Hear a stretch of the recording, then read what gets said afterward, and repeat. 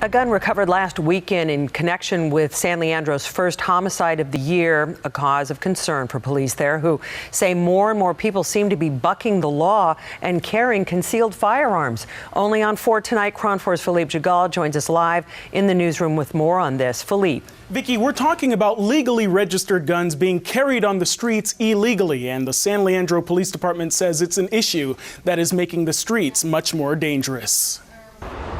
Shot in the back, a man murdered on the freeway with his own gun by his own friend after an argument escalates and the firearm switches hands. There are people who will question why the driver who was killed with his own gun was carrying a gun in the first place. One of those people, San Leandro Police Lieutenant Robert McManus. Unfortunately, we can't answer that question. Though the weapon was legally registered, in the end of the day, it's illegal for people to carry them out in public places. So far this year, McManus says solely from traffic stops or welfare checks on the street, San Leandro police have recovered 58 guns. These are 58 firearms that are not coming from calls in which we're mandated to take guns from people such as domestic violence or mental health evaluation cases.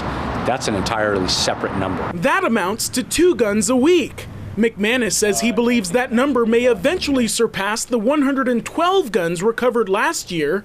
San Francisco police reporting they too have seen a spike, a 14% increase in firearm seizures for the first 6 months of this year compared to the same period last year. Most of the states here in our country actually are right to carry states. California is not one of them, but this man hopes that'll soon change. Second Amendment advocacy group Responsible Citizens of California spokesperson Yih-Chau Chang says he's not defending the criminals, but believes more guns on the street doesn't necessarily make the streets more dangerous. You'll find that most violent criminals actually realize that they're not the only ones who are armed on the street, and they realize I should probably be really careful about selecting my targets because I may not be the only one who's armed.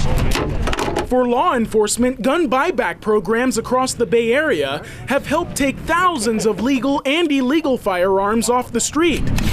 Guns that McManus says don't always make the situation better. Yeah, and in the case of the homicide on Highway 880 on Saturday morning, that gun was taken away and used against the gentleman who was carrying it in the first place. Philippe Djegal, KRON 4 News.